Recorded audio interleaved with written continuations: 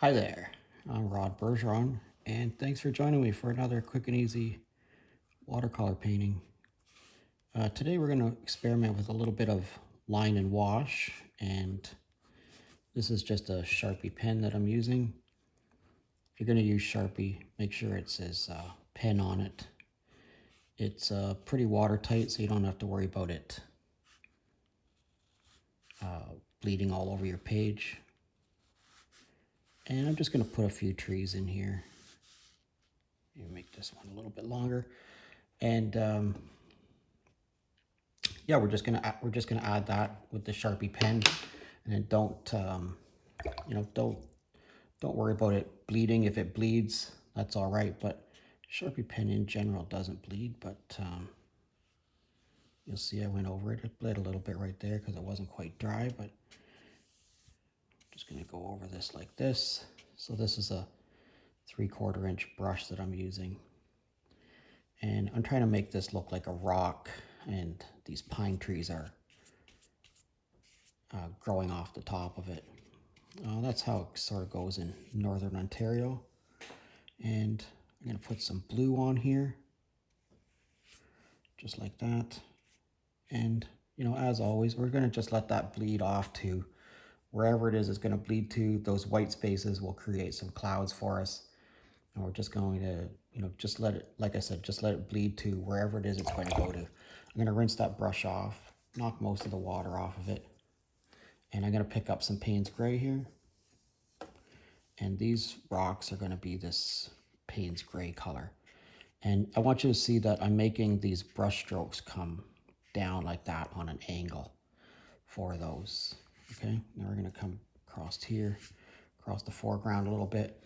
I'm not going to rinse this brush out. I'm going to put it right onto the Payne's Gray.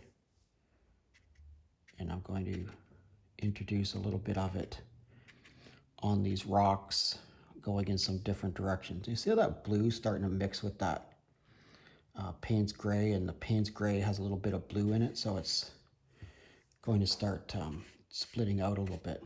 That's sort of what it is that I'm going for right there. Okay, how that's all bleeding out like that. That's all right. Okay, so I'm going to take this brush and I'm going to rinse it out. I'm going to pick up a little bit of this sienna. Okay, we're going to put a little bit of sienna across here and a little bit of sienna across here. And then the top of this rock is going to have a little bit of this sienna on it. So I just touched it in a few places like that.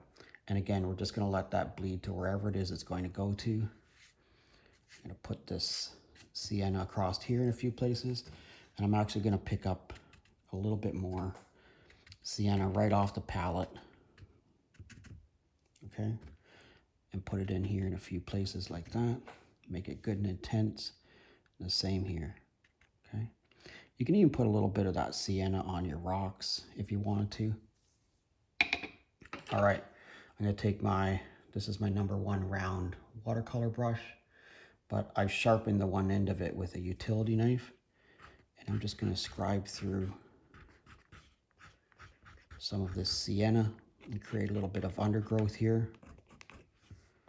Wherever you think there might be some undergrowth in your little world. And you see how that's all starting to bleed together there for that that rock. That's looking pretty good. Okay, so I'm going to take, this is my 1/4 inch flat brush, and I'm going to use this to create some of the stuff on these trees, okay? So I'm going to wet it a little bit, and I'm going to pick up some Payne's Gray, just a little bit of Payne's Gray on a brush. And so this is not very intense. It's a very, very light wash. And I'm just going to touch this tree in a few places. Now, in this particular part of the world, these trees have a few branches near the top, and all the rest of it is, just sort of these spindly, long tree trunks that don't have really too much on it at all. See how that's bleeding up like that?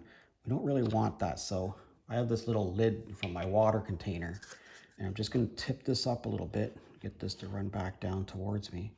I'm going to stick this little lid underneath my board, get that all to run back down. So what happens when you do that is all of that water that's there runs out of that tree line, but it also runs down into here. And that's perfectly fine. It's going to give us a more interesting looking rocks here as far as I'm concerned. So we need to paint this yellow ochre all the way across, right? Okay, so I'm going to use my big 3/4 inch brush for this, and I'm going to knock most of the water off of it, and I'm going to pick up all of this yellow ochre right here, or as much of it as I can. And what I want to do is I want to make one swoop from here to the other side and just take all that yellow ochre all the way across, okay? All right, here we go. All right, see, that turned out pretty good. See how that color bled down into there? This color is going to start bleeding up into there. That's all right. Okay, we're going to go back to our little 1/4 inch flat brush, and I'm going to pick up some more, slightly more intense Payne's Gray for these trees. And I'm just going to touch it in a few places.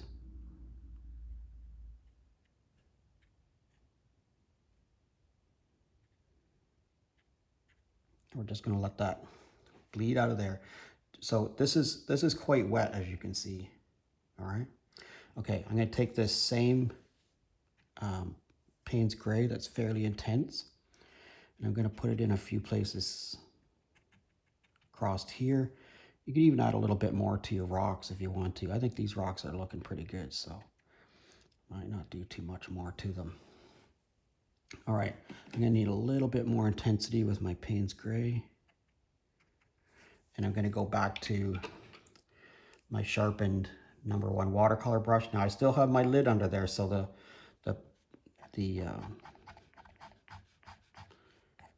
water is still flowing towards me.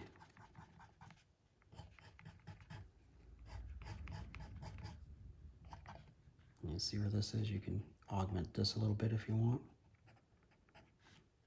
All right, that's all turned out pretty good there, I think. All right, I'm going to drop, last thing I'm going to do is I have a little bag of salt here, and I'm going to drop a little bit of salt in a few places.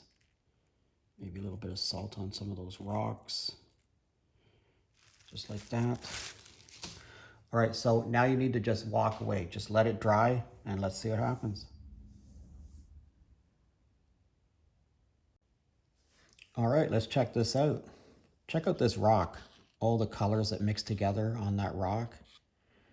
That's pretty effective. And the way that these trees look, for me, that's almost exactly how I think of them, with these little dollops of color. Of course, if you wanted to, you could go in here and you could take your black pen and, you know, add some more branches to them. This turned out really effective too, with this little bit of dark that we had put in here. And we got some effects from our salt. Look at how this sort of bled out. This little thing going on in the background here. And our sky turned out, actually, I really like the way the sky turned out in this one. And if you put this on here, you know, you could include more sky, less sky. I kind of like the foreground in this one, so I think I would include more of the foreground. You know, let me know what you think of it. I'd love to hear from you.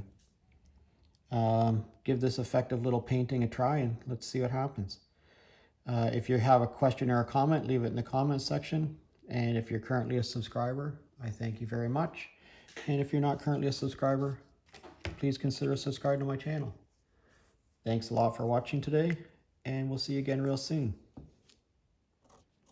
I think I might add a little bit of just some sort of trees or something going on in here.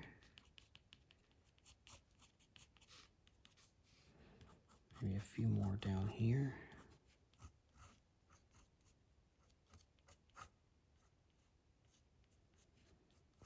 Just like that. That's working out not too bad. Same maybe here. Scrubby little trees, undergrowth kind of thing going on. Let's see. All right, yeah, that turned out pretty good. All right, let me know what you think in the comments section. Like I said, I'd love to hear from you. got a question or a comment. Thanks a lot for watching today, and see you again real soon. All right, let's check that out. Cool. Thanks for watching.